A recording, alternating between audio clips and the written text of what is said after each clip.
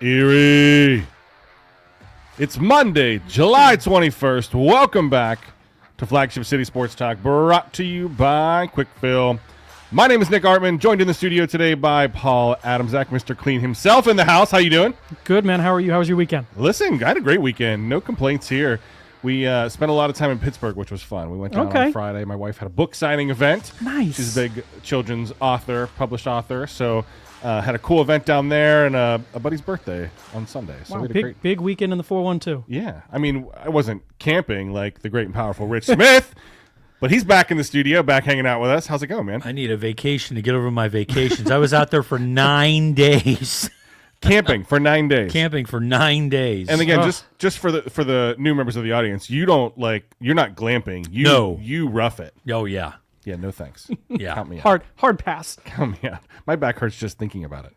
So does mine, and I was there. I have an appointment tomorrow morning with my chiropractor who's going to say, what the hell were you doing? Do you just have a recurring chiropractor appointment post Scouts trip? Actually, I go every Tuesday and Thursday. See, there you go. That's I think chiropractors should hang out at campgrounds and just hand out business cards. Here you go. Here you go. Here you go. Oh, good stuff. Intern Hallie hanging out behind the scenes as well. We'll get her. She's got we'll tease a segment coming up next week. Hallie's going to be starring in a segment. And joining us virtually, VIP Isaac Petkac. Isaac, how are you doing this morning? I am great, Nick. Where were you in Pittsburgh? I missed you. I was at the most exciting event of the weekend, watching the Pirates getting murdered for a third straight game to the White Sox. I waved at the stadium on my way through up 279. So were you on the Gateway Clipper, coming across in the eighth inning? No, thank you. I will stay far away from that park until we actually have a baseball team. Well, you could have had your choice of seat. They actually almost asked us to umpire the game yesterday. That's how it was. Well, and if you believe the rumor mill, Ben Cherington, rumored to be let go today. So we'll see how that goes down in Pirates Kingdom. Well, if Bob Nutting sells the team, I'll be happy. Outside of that, let's put it this way, right? When you have a bobblehead night as a baseball team, usually you're trying to promote a player or something special, right? Well, the bobblehead, did you get the bobblehead on Sunday? They didn't have it on Sunday. They had it Saturday. It was Saturday? Okay, so yeah. Saturday night they had the Mac Miller, or no. Yeah, Mac Miller bobblehead night on Saturday night. Really? Yeah, because they don't have anyone to promote. So they have to go with the former Pittsburgh artist.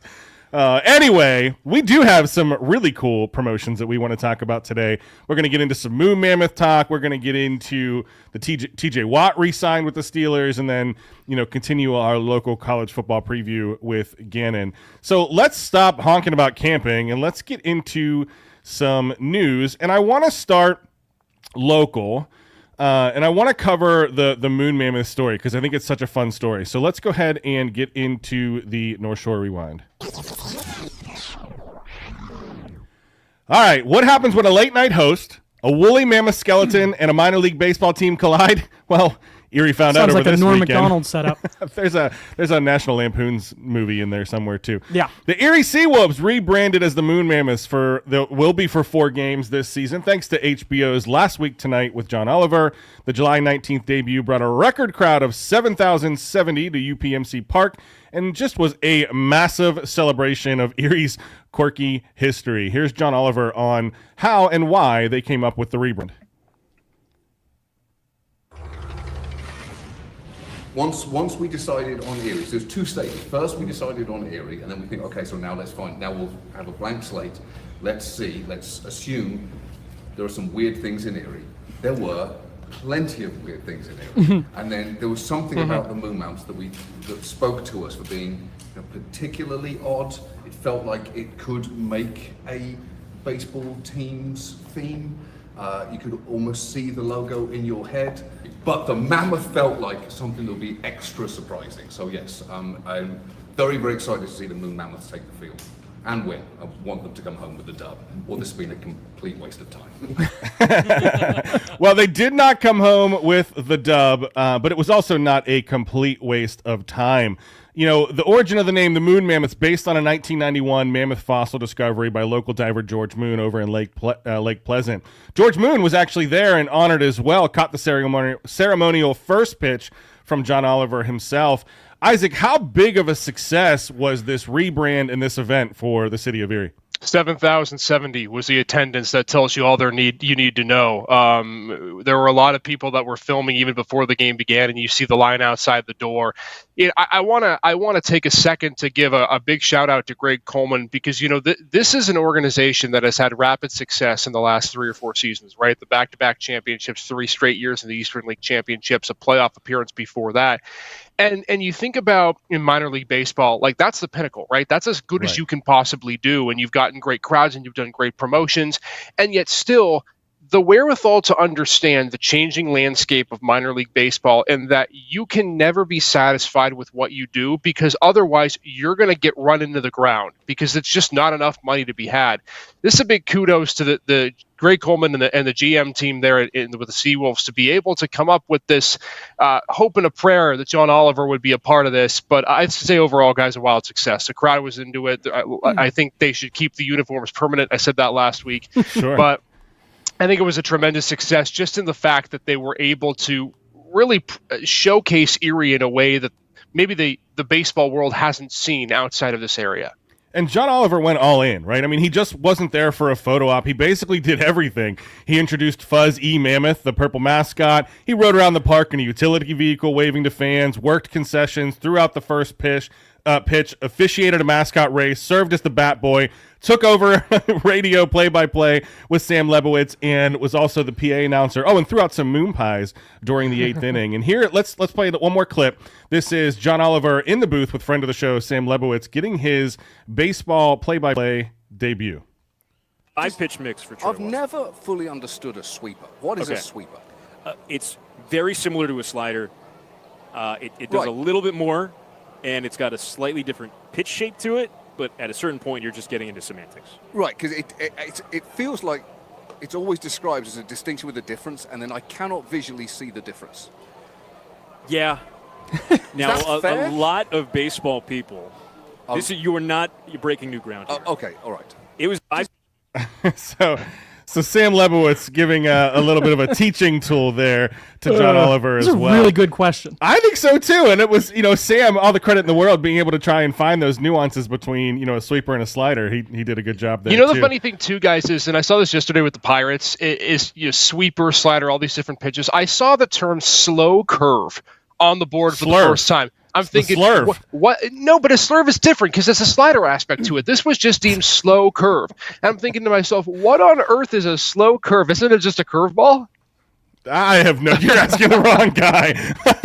We'll have to get Sam in on the show, just to get some answers to that. I have no idea. There are so many quirky pitches and things like that in baseball anymore. It's like find a random name and there's probably a pitch named after it too. Erie went all out on this too. We talked about John Oliver going all out. Erie went all out on this too. Custom food like mammoth balls and tusks, the purple pepperoni balls, which just looked interesting to say the least. Special drinks like mammoth moonshine, merch boom, businesses across Erie, Federal Hill, the barbecue place, gave out mammoth ribs sold mammoth ribs on Sunday. All kinds of stuff going on. I mean, what's your take on baseball-themed food, Paul? I know you're our resident food expert. The resident foodie? Yeah. The purple pepperoni balls. I know. That's the joke. He's the skinniest one in the studio. The only one that I saw was the purple pepperoni balls. And I made a comment when I came in. I was like, not for me. I think the Federal Hill, the mammoth ribs, that's awesome. Yeah, that was my favorite one. I think that would have been the only one that I would have been like, yeah, I'll eat that. Anything with purple food coloring, no thanks. I'm going back to the purple ketchup. You remember those? Yeah. No thanks. I'm sure Kennedy would have a tough time with the purple food dye. Anyway, the Moon Mammoths will return we'll save the politics for the Joel and Tally show. The Moon Mammoths will return for 3 more games, August 19th, September 12th, and September 13th. Get your tickets now because limited tickets remain. I mean, guys, rapid fire. Is this the best minor league promotion you've ever seen? Paul, you first. Best ever. Far and away. It's close, and the crazy thing is it might not be the best for the Seawolves because they've had a lot of them. Yeah, that's true. Pepperoni balls being one of them. So yeah. Listen, sign me up for some of the mammoth balls. I will take the purple dye and eat those pepperoni balls any chance I get. Hey, we got to take a break, but when we get back, we're talking TJ Watt. You're listening to Flagship City Sports Talk, brought to you by Quick Fill.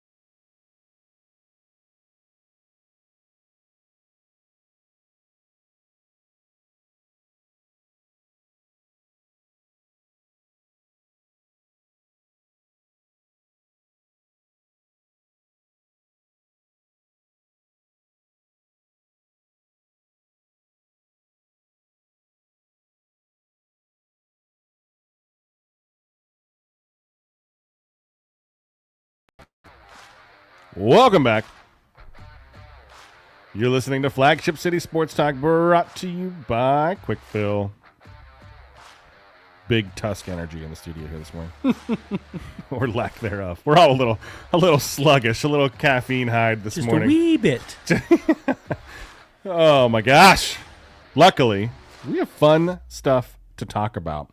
You know, we talked about this a couple weeks ago on the Gem City show. So if you've missed that, go back and catch the podcast, Gem City Sports Network, anywhere you find your podcasts, or Gem City SN on all of your socials. But this was not really a surprise, right? I mean, just weeks ago, TJ Watt was reportedly fuming over the Steelers' spending. Today, well, he's the highest paid non-QB in NFL history. Watt signs a 3-year, $123 million deal with $108 guaranteed, the highest annual salary for a non-QB in NFL history at just about $41 million a year. With that, let's get into the Rust Belt Rundown. Pre-tax. Pre-tax, Paul says. Either way, pre-tax, post-tax, I will take a sliver of that $41 million a year. With the deal, he passes Myles Garrett's $40 million a year deal from earlier this offseason. ESPN, Fox Sports, and the Steelers insiders confirm the deal puts him atop of Pittsburgh's payroll and the league's defensive market. Paul, is TJ Watt still worth top dollar at age 30? Absolutely. We talked about it a couple of years ago that you mentioned. He is the linchpin on the defense, and the defense is the most important unit for the Pittsburgh Steelers. He is far and away. We did our keystone players, and he was the guy that we said we're not even allowed to name Watt because he is the obvious choice. Yeah. Kind of a slow, maybe a down year for him last year, only 11.5 sacks. The guy's led the NFL in sacks 3 times, led the NFL in forced fumbles twice.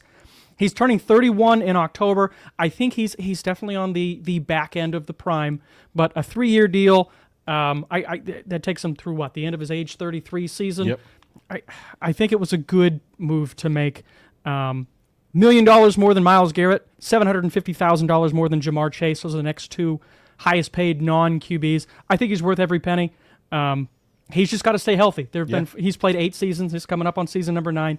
4 of them he's played every game. 4 of them he hasn't. Yeah. So it's one of those. I mean, health. It's the same thing for any player. You got to hope he plays every game. But as long as TJ Watt is on the field in the fourth quarter with the Steelers within, we'll say, 1 possession. Yeah. That guy is worth his weight in gold. I mean, he had 11.5 sacks last year, 6 forced fumbles, 2 fumble recoveries, 61 tackles. He's got 108 sacks in his career, first in franchise history, and is a 4-time All-Pro and the 2021 Defensive Player of the Year.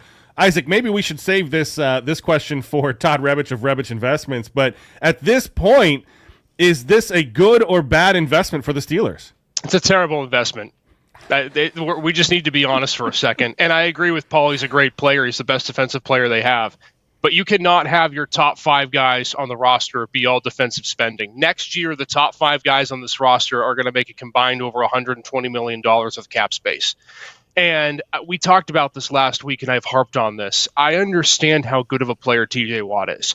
But when you trade for Jalen Ramsey, when you're in a situation where you're looking to potentially re-sign Cam Hayward, Alex Highsmith is sitting there, Patrick Queen Ewing to a large deal, and your quarterback situation is a guy who's 40-something years old and is a 1-year deal, I can't for the life of me believe that this defense is capable of holding teams to 17 points a game, because that's what it's going to take. And the clear stance that Mike Tomlin has showed, which it should become as no surprise, but it's the reality, is that this is a defensive-laden team come hell or high water, and they are not willing to change anything to score more points. We saw late in the season, this is a strategy that works early in the year, right? Offenses are still getting into a rhythm. The defense can probably carry this team to an 8-2, 9-3 start of the season. But when the chips are throwing down and you get close to playoff time and you're playing teams like Baltimore and Kansas City and Cincinnati and Buffalo who are capable of scoring 35 points a game, you're going to get your tails whipped. Sure. Even if this defense is giving up 27-28 to those teams, you don't have an offense that can score points. Right. So as much as I love TJ Watt as a player, in terms of the salary cap and the makeup of their roster, to me, this deal makes 0 sense. Go ahead. Paul's ready. I'm just get out of the way. Just from the salary cap standpoint, all I want to say is this. 1, we'll worry about next year. And 2, the salary cap is fake. I don't care. But they Convert always it into worry a about bonus. next year, and it doesn't help them. It doesn't matter. They don't win more. Next year's numbers are all fake. I'm not worried. It's all it's into the ether. It's nothing. What's that McConaughey thing? You think Will Howard is going to beat Buffalo, Kansas City, and Baltimore in a playoff run next season? Well, I think I think you get a rookie quarterback on a rookie deal next year. I was just going to say, you still have all of your picks next year too. So it's yes, I agree, IP, and I think I'm not as much worried about the salary cap as I am like if you take the combined age of those 5 players that you're talking about, you're at like over 200 years old. I mean, it's not so much that you're spending a lot on the defense, it's that you're spending a lot on an aging defense. And you're right, that money could be maybe not or better well spent to the offense because they're not going to score a lot of points because they don't want to score a lot of points, right? And Isaac, to your point as well, you said in the beginning of the season, offenses struggle. Defenses, they can win 8-9 games right out of the gate. Okay, so they tend to slow down in the second half of the season. Who do you have on your offense? Well, you just brought in Aaron Rodgers. You just brought in DJ Metcalf. Those guys have to earn their... What did I say? DJ? I meant DK. Sorry. It's Monday. Metcalf. Right, there you go. You got to lean on those guys in the second half of the year. When the offenses are clicking, those guys have had 8, 9, 10 games as a chance to get some rapport, get together, and figure out that connection. I think that's when you lean on those guys. So let's get our wins early with the defense. We'll pick up some wins later with the offense. This is going to be a really, really good team. But what's clicking on the offense for an Arthur Smith offense?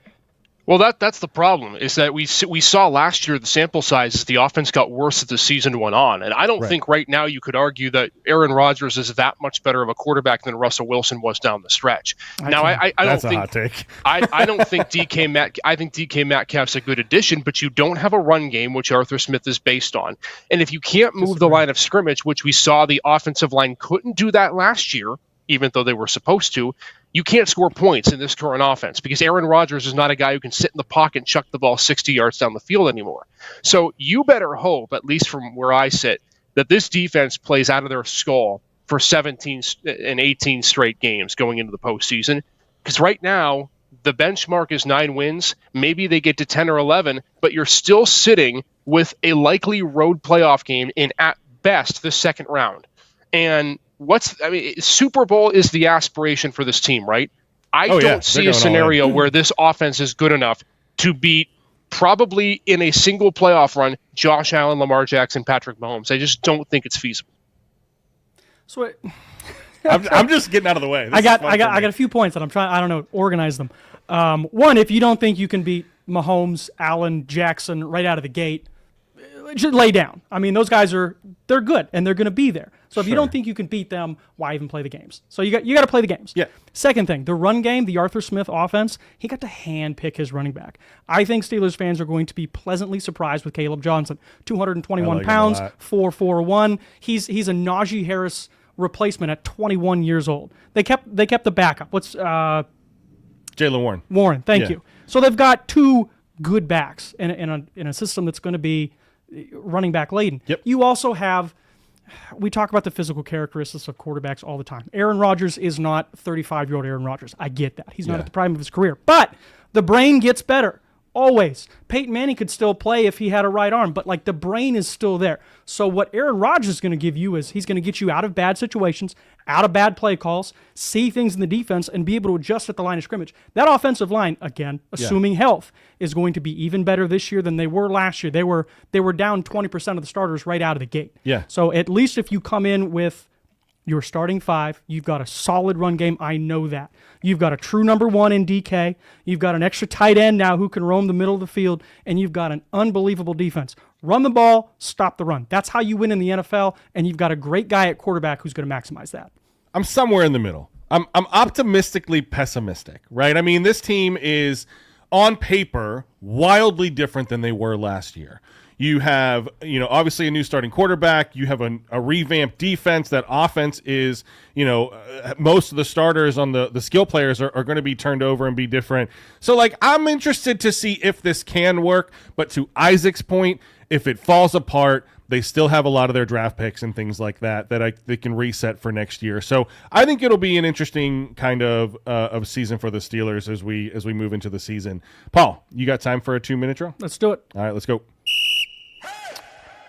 Carly Zabrowski Chafee won her fourth EDWGA match play title and first since 2014, defeating Fairview's Cora Hers 3-2 in the July 20th final at Lakeshore. The 31-year-old McDowell grad rallied from 2 down to win 4 straight holes and clinched the match on 16.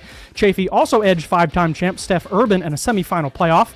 Urban, 53, will try to qualify for her 3rd straight USGA Women's Senior Amateur at Monday's Pittsburgh area qualifier. The PIAA board took its first major step toward adding shot clocks to Pennsylvania high school basketball, voting 22-9 on a first reading to implement them starting in the 28-29 season for all JV and varsity games. District 7's Brian Geyer made the motion, seconded by District 10's Kirk Skerpa. The plan, which still needs 2 more approvals, comes despite opposition from the Basketball Steering Committee and mixed survey results. Nationwide, 31 states are moving to shot clocks, citing faster play and fan interest. The next PIAA vote is set for September 10th. After 18 seasons as Mercyhurst wrestling coach, Mike Whaler has resigned, citing family priorities and the demands of the program's jump to Division I. Whaler completed a 188-90-2 record, coaching 32 All-Americans and 5 national finalists while leading the Lakers to a 4th-place national finish and earning 2015 NCAA Division II Coach of the Year. Erie native and Minnesota Lynx guard Kayla McBride made the most of her all-star nod, scoring 15 points in 19 minutes off the bench for Team Collier and a 151-131 win over Team Clark. She went 4 for 12 from 3, a perfect 3 for 3 from the foul line, and added 3 rebounds in her 5th All-Star game appearance. And finally, NFL training camps kick off this week with the Browns and Bills both opening July 23rd. Cleveland in Berea and Buffalo at St. John Fisher College. The Steelers report a day later, July 24th at St. Vincent College in Latrobe. Latrobe? It depends on what side of Pittsburgh you're from. Fair enough. I say Latrobe. Some people say Latrobe. It's kind of like, it's just a Yinzer thing. That's fine. I just didn't want to get it wrong. Yeah.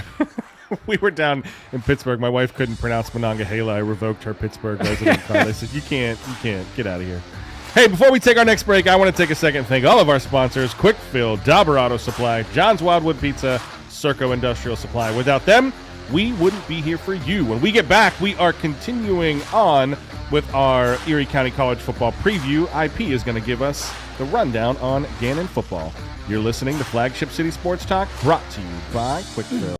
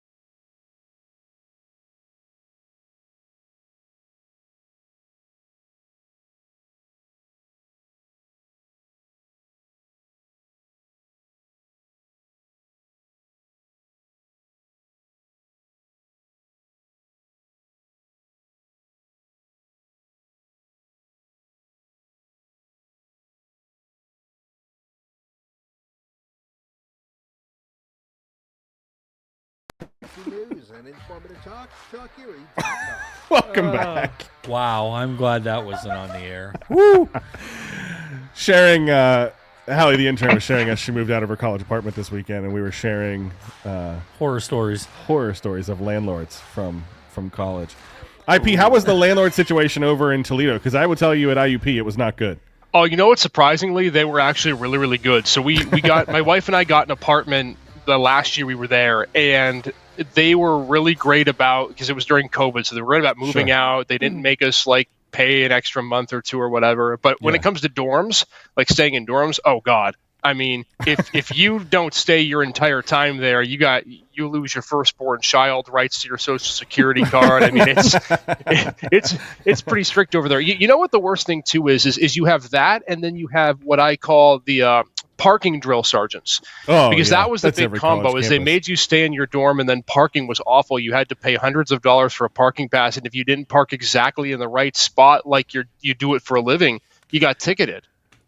Go ahead, Riz. So when I went to Edinburgh, and I lived on one side of campus, and of course it was not where you were supposed to park.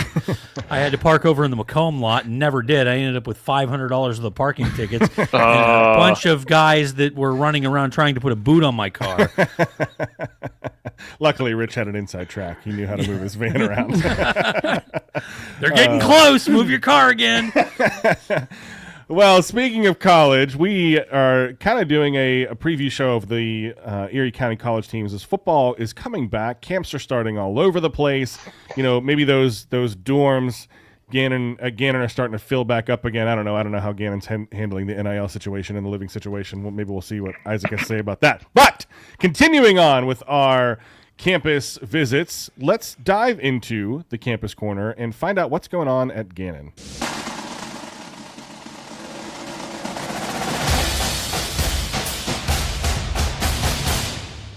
Last year was maybe not a great year for Gannon football. 3-7 overall, 3-3 in the conference. Finished fourth in the PSAC West. A little bit of maybe a rebuild year. But my fear coming into this year is this 2025 schedule is brutal. Head coach Eric Rayburn said, we play a brutally tough schedule. I mean, the PSAC, I don't care what anybody says about D2 football, and maybe I'm biased because I teach in the PSAC and I cover the PSAC, but it is one of the toughest D2 conferences that I think you can go through. So no doubt. Gannon is going to have to, they got homecoming versus East Stroudsburg on September 13th, road trips to Kutztown and Slippery Rock, final stretch against IUP, Cal U, and Lock Haven. IP, how is Gannon preparing for this brutal schedule that is 2025? Yeah, I mean, that's the thing you have to consider, right? Is I think a lot of people are going to look at last year's record and say, well, they didn't play very well. And I think Coach Rayburn, and he's admitted to me and he's admitted publicly that, look, it wasn't our best season, right? We didn't play really great defensively. Sure. We couldn't really score consistently on offense. But you look at this schedule and who they played last year, and of course it's the same conference opponents this year. They opened up with a Northwood team that had struggled in the last few seasons. They couldn't score points, and I think that was just the rest of the season for Gannon. East Stroudsburg was a really, really tough test. That Warrior team was a great team, and it was a game Gannon was in all the way up until the fourth quarter within 7 points. Then you play Kutztown, who made a deep playoff run. Slippery Rock, who made a deep playoff run. IUP and Cal are no jokes either with the offenses that they can possess. Even down years for them, they were still really good football programs. And I think what you look at is a team that is trying to make it to that level this season. I think the PSAC, one of the things every single year is you have one or two teams typically that are at the very, very top, and then the rest of the conferences, it's anybody's game. I think when you look at this schedule right now, what Coach Rayburn really likes is the chance of the challenge, right? I think being able to have the ability early on to see what you're really made of, I think it's going to be a positive thing for this team. But you're right. I mean, the schedule is brutal. Davenport's certainly no slouch to begin the season. Then you go travel to Saginaw Valley State. That's an incredibly tough game in the first 2 weeks, and homecoming's early this season. So I think the mood is certainly optimistic and positive. I think there's a lot of newcomers and new starters that you'll see this season that are going to make a big impact. The big question is just going to be, how do they fare against the top of the competition of the PSAC? Because we know that the schedule that they have, they're going to see all those teams, and they're going to see a lot of them early in the year. Yeah, for sure. What I'm looking at Gannon coming back this year, lost a couple of defensive guys. Charles Calhoun, Trey Baker, probably the leaders of the team last year. Lost both those guys to graduation. I think this is going to be a big year for Jaden Whitaker. He was a PSAC West Freshman of the Year last year, led the team in rushing Paul, and passing yards. Jaden's a transfer. Jaden He's transferred gone? out. Oh, He's gone. see, I was trying to find that this morning too, and I I didn't see that. So who's going to play quarterback? Ty Hurst? Now that's the big question. Obviously you have Ty in there. There's another transfer that comes in. Elijah Banks returns back for Gannon. The question mark at quarterback is we don't know yet. I think that's going to be something that's going to be played out during training camp. Coach Rayburn said he was really high on his quarterback room, but the loss of Jaden certainly hurts with the dual threat ability. So I think you're going to see a lot of quarterback battles in camp, and it may come down to the very end before the season starts as to who is named the starting quarterback. But certainly going to be a question to look at as we go through camp here to see who earns that starting job. No, I found it now too. Yeah, went into the transfer portal. Yeah, that was tough because I think Whitaker, I don't want to spend too much now that he's not on the team. Yeah. But I think Whitaker, had kind of it was a freshman, right? Redshirt freshman. It was Right. interesting to see. So yeah, that quarterback position is going to be a thing to watch here early on in the season. Then, so let's talk about that roster renewed though, right? Gannon put out an article back in February, talked about 23 new recruits, and it looks like a lot of it came, was pretty much a heavy tilt towards defense, with the 15 newcomers coming to defense, 9 DBs, and 6 defensive line. Isaac, do you know, was that a targeted approach? Did they see the defensive backfield and the defensive line specifically as an area they needed to grow in, or was that just the way the portal panned out? Yeah, there's no question. And if you would talk to Coach Rayburn, I've talked to him this offseason, and he's said pretty publicly that the one area they need to get much better in is the secondary, and specifically creating turnovers. Gannon had 2 interceptions all season. One of them was by their linebacker, Trey Baker, who, of course, has graduated now and won't play for the team this year. They just couldn't force turnovers. And a lot of times, I called Gannon football last year before I took a job here. And one of the things that you saw, they were really great at being able to lock things down on first and second down, the secondary specifically. Then when it got to third down and obvious passing situations, it just didn't seem like there was that call or that formation or that ability for them to get off the field, whether it was creating a turnover or getting a 3 and out, which in a lot of aspects is just as good as getting a turnover because you get the football back. And I think when you look at this secondary this year, there are a couple of returners that are going to be pretty big. You look at Sir Giles, Sorrell Curtis in the backfield, RJ Roberts, the Cathedral Prep redshirt freshman now this season. He could play a big role. There's a couple other returners as well, and certainly newcomers and freshmen that could be inserted into that lineup. I think you need to see, and Coach Rayburn wants to see, a defense that's much more ball hawking, that is able to be able to cover those long routes when they're a third and long, even third and short, right, where he can trust guys in man-to-man. That was another thing, too, last year.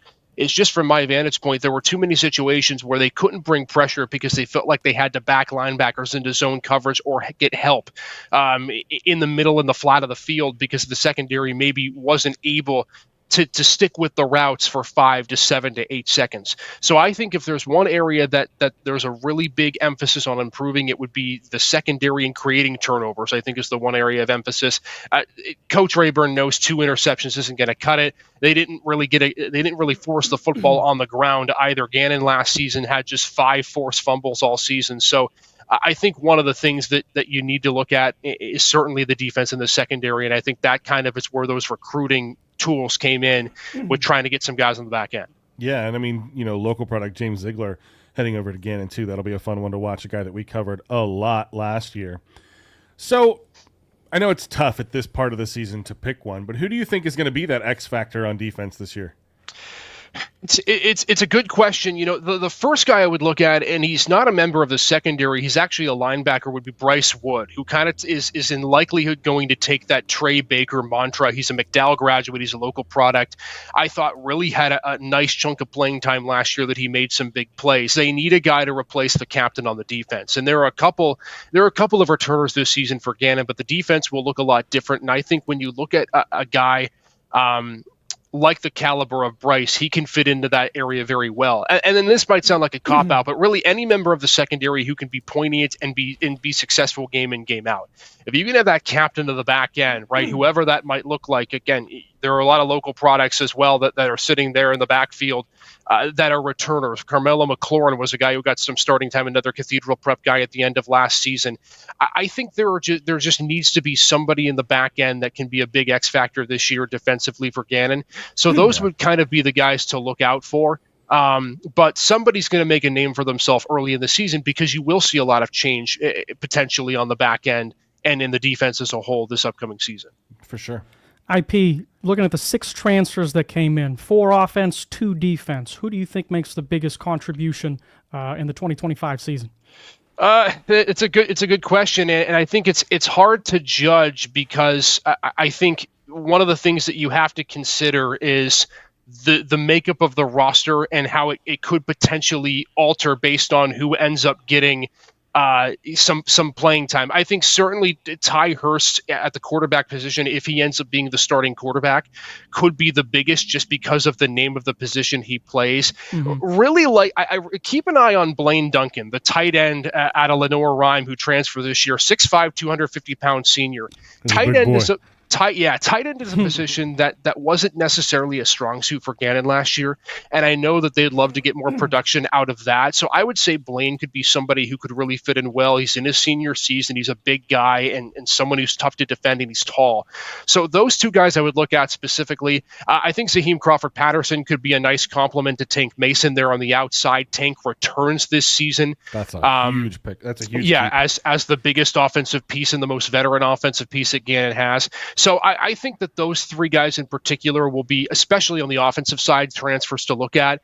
Ty Hurst is a question mark of who's the starting quarterback, but I think Duncan and Crawford-Patterson you'll see a lot on offense this season for the Golden Knights. Well, I think maybe, changeover is the name of the game here, right? I mean, at least on the roster side. We got to take a break here shortly, and we'll get into the coaching when we come back. But I mean, I think people get afraid of change, right? I mean, it's a known issue, but I am an agent of change. I love change.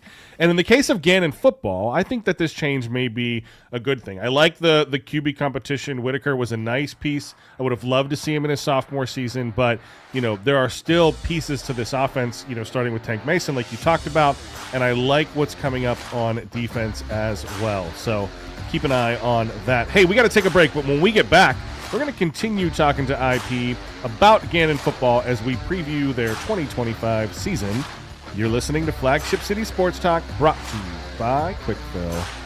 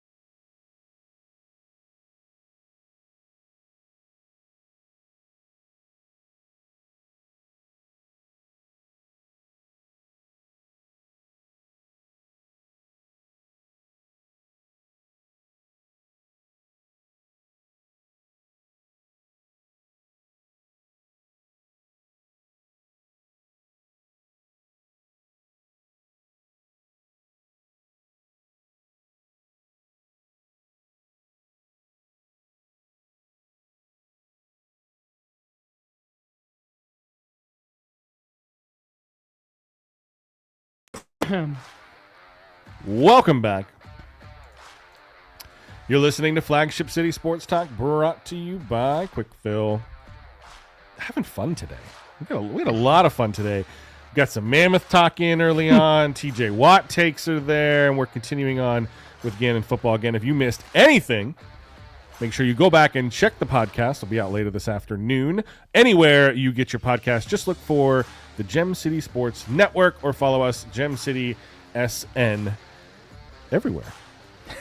We're everywhere. You just listen. You get these mean mugs all over the place. We're like Chicken Man. Some of us, caught in predicaments that we shouldn't have been in. Yeah, I'm looking at you, Hallie. Thank you for that embarrassment. I'll leave that one on the cutting floor. In unrelated news, we're looking for an intern in the fall. Anyway, before I do something I'm not supposed to. But we're too heavily on topic here. Let's dive back in. We're still chatting with Isaac Petkac, talking about previewing Gannon football for the 2025 season. Paul, I spent a lot of that last segment honking, so I'll let you kick this segment off. No, I had a lot written up on Jaden Whitaker, so that was kind of embarrassing. But a couple of my questions still do present challenges for Gannon. IP, Whitaker was their leading rusher last year, had 254 rush yards. There are schools that have guys who rush for 250 yards in a game. What can Gannon do about that rushing attack this year? Yeah, I mean, it's going to be about, in my view, based on what I have seen, is going to be about how they can figure out the rushing attack. They lose a couple of running backs from last year, whether it be due to graduation or transfer. I think their quarterback number one is going to have to be a guy specifically that is a dual threat, in my opinion. I think number one, what you see in the PSAC is, if you can extend plays, you give yourselves a really good chance to be able to have success in the offensive department, whether that's as a quarterback or whether that's as a running back. You take a look at the running back room this season. It's a couple of familiar faces, but also guys who I think some new guys who could be a big part here. Obviously, David Morgan Jr., who had been hurt for part of the year last year, he returns. Jaden Birch, who saw some starting time as well, comes back. And then you bring in, who I think is an interesting guy, and a couple of freshmen, specifically a true freshman, Rolando Perez, out of Somerset Academy in Homestead, Florida. A lot of high hopes for him. I know he's somebody that they were really high on and could be a big player for this team this year. So those are some of the names. I think one of the things that you're going to see, I don't know if you're going to see a standout number one back. I think it could be potentially a running back by committee. I don't want to put words in Coach Rayburn's mouth, but I think you need depth at the running back position. And just because of injuries, Gannon didn't have that last year. So I think if they can find two really solid running backs with maybe a third down guy, I think that could be a big part as well. But keep an eye on that true freshman and then some other returning faces that you see too. I do think this running game will be much more improved this season. The big question is going to be is what percentage of the snaps do guys get, and then do guys stay healthy? I think that's the big key in this running game too this year, is making sure you have guys healthy from the start to the end of the season, because Gannon just didn't have that last year in the offensive department. It felt like at one point or another, every single member of the offensive starters, whether it was running backs, wide receivers, offensive line, you name it, was hurt at some point this season. Well, and I think one of the strengths of Gannon, and we're talking a lot about, there really has been just an overhaul on both the offensive and defensive side of the ball. But I think one of the consistent aspects of the team that's really going to help them out this year is you have Eric Rayburn returns for year 5, right? Do I have my numbers correct there, IP? Year 5. That's what I saw. And then, Jovan Johnson coming back as special teams and defensive back coach, Grey Cup champ, CFL standout. We've talked a lot about Jovan over the years. I actually had him on the show when he was a head coach. Great guy. So I think the coaching staff is one of my strengths for Gannon football coming into this year. They're a team they're a staff that has had that consistency. They know what they like. They've built their scheme, and I think they've done a great job this year of going out and getting the guys they want to fit that scheme. You bring in a guy like Jovan to run the defensive backfield, and then we talked about it in the last segment, how they went into the portal and brought in, and not even just the portal of new signings, and brought in a focus on that defensive backfield. So in your mind, what is the strength of this coaching staff, IP? Yeah, I think the strength is in Coach Rayburn and Tony Calgi and their defensive coordinator. 5th season last year, 6th season this upcoming year for Coach Eric Rayburn, and it seems like time has really flown by already. A half dozen years for him at the helm. They will have a new offensive coordinator, Blake Stone, just departed a couple of weeks ago. I know they're working to hire a new OC, and we're hoping that this week it'll be able to be released, so stay tuned on that. But Tony Caljean he's got a really great background with defense. I know that, again, the defense didn't force turnovers, but there were a lot of games last season where they stayed in games and they bent, but they didn't break.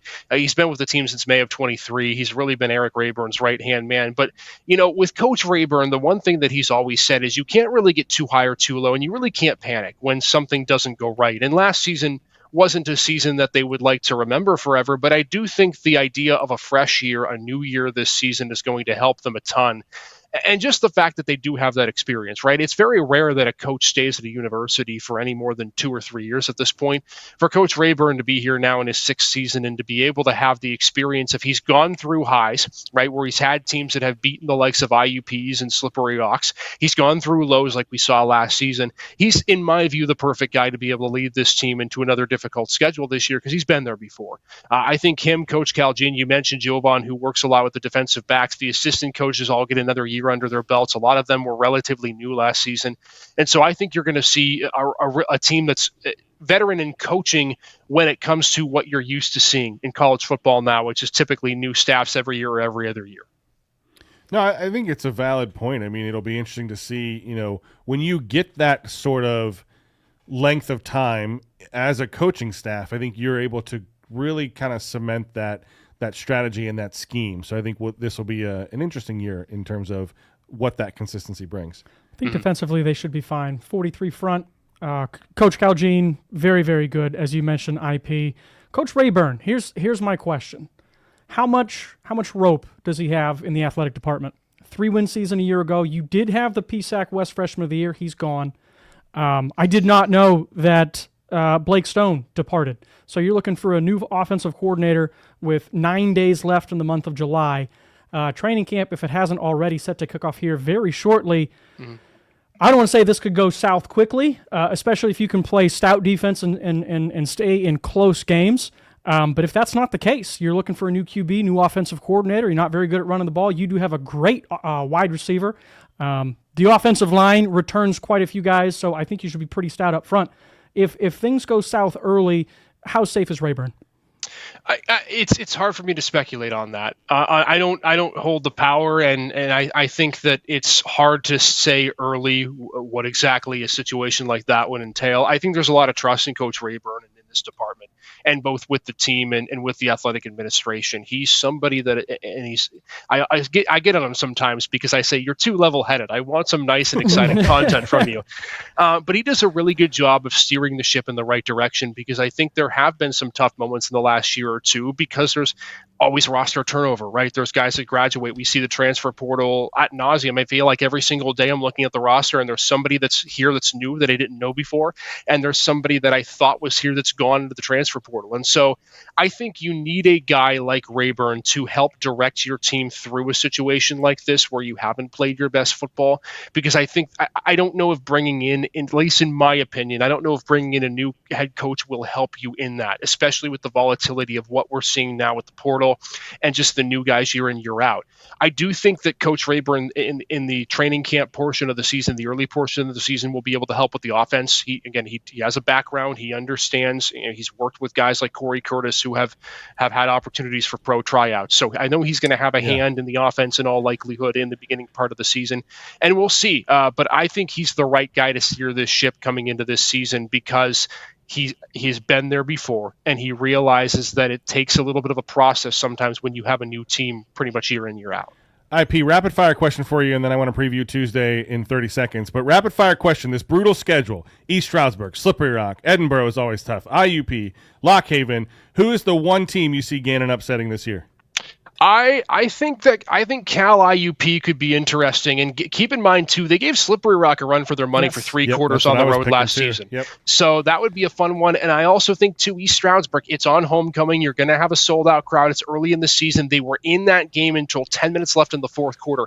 Any of those four, I think they're going to be really competitive and make it interesting. IP, we got a live event coming up on Tuesday. You want to give us a 30-second preview? Yeah, let's go. We can't wait. It's our 100th episode, spectacular celebration. All of us are going to be at 8 Great Tuesdays at the Rebridge Investments Amphitheater. So join us at 7 o'clock, either live, be there with us, or be there virtually. It's going to be a lot of fun. We're going to do a summer food snake draft. We're going to do we're going to talk with Todd Rebich. Wayne Bradford's going to join us. It's going to be a lot of fun. So hard to believe we're already 100 episodes into this thing, guys. And people keep letting us. All right, we got to go. This was a great day. Awesome stuff going on today. Signing off for Paul Adamczak, Rich Smith, Isaac Petkac, Hallie Parker. That's it. We're done. Have fun.